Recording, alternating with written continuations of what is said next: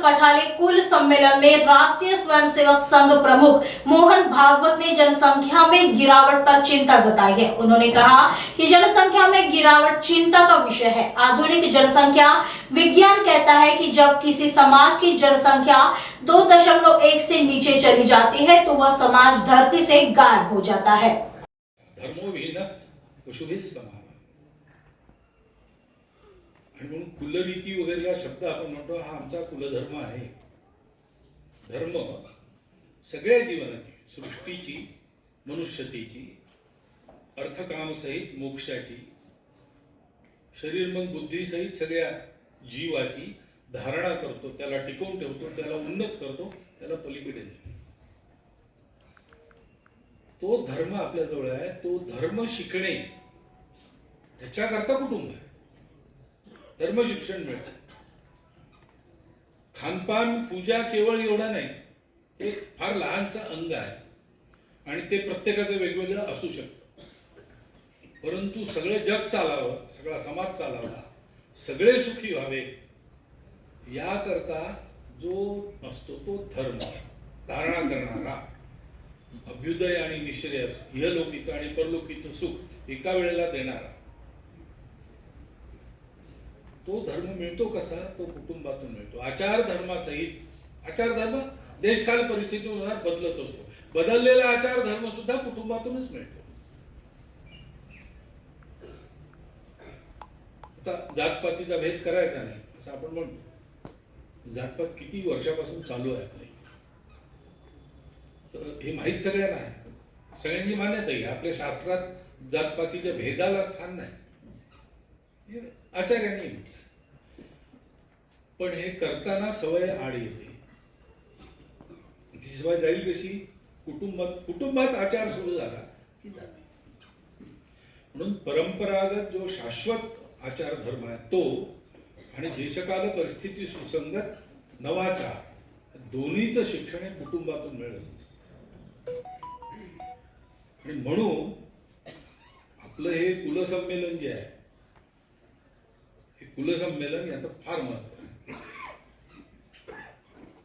इतका सायास करून, प्रयास करून, एका अर्थाने तपश्चर्याच करून आणि हे सगळं शोधून काढलं, कुलवृत्तांत वगैरे, हा केवळ कुलाभिमान नाही आहे। आपापल्या कुलाचा गौरव प्रत्येकाला असतो, असला पाहिजे।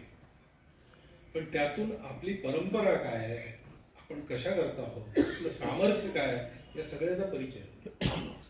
त्यातून एक स्वाभिमान उत्पन्न होतो आणि ज्यापाशी स्वगौरव आहे, स्वाभिमान आहे, तो जीव उभा राहतो। त्याला असा काही गौरव प्राप्त नाही, त्याला काही मिळत नाही। वाघाचं पिल्लू धनगराला सापडलं, डोळे उघडायचे होते, ते त्याला दया आली, मारलं नाही, त्याला घेऊन आले आपल्याबरोबर। ठेवणार कुठे? बकऱ्यांमध्ये ठेवलं। त्या बकऱ्यांमध्येच लहानाचं मोठं झालं। बकऱ्यांमध्ये चरायला जायचं जंगलात, गवत खायचं की नाही माहित नाही, पण जायचं हे खरं। त्यांनी दुसरं पाहिलंच नाही। धनगर असतात, ते आपले मालक आहे, बकरे असतात, त्यांच्यात मी एक आहे आणि त्या बकऱ्यांमध्ये धक्काबुक्की चालते। पण कळपाच्या बाहेर गेले की कुत्रे भुंकतात, त्यांना घाबरून कळपात परत यायचं असतं, नाही तर मालकाची लाठी पाठीवर वाजते। हे एवढं देऊन त्याला माहित।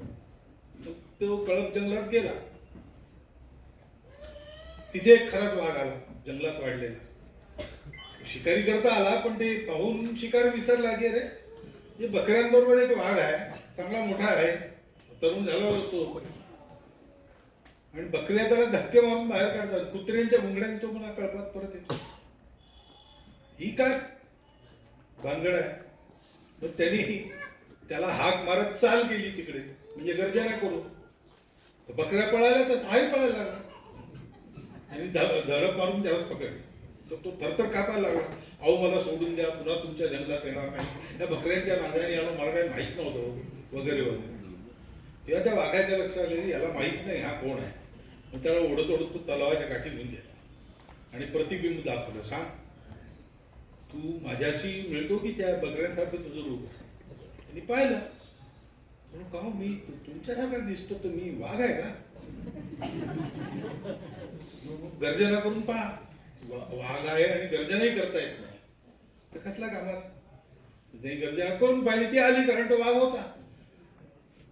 त्यानंतर त्या कुत्र्यांनी, धनगरांनी, त्या मेंढ्यांनी त्या जंगलात पाऊल टाकलं नाही, कारण त्यांना माहिती आता इथे जो वाघ आहे त्याला माहित आहे की तो वाघ आहे.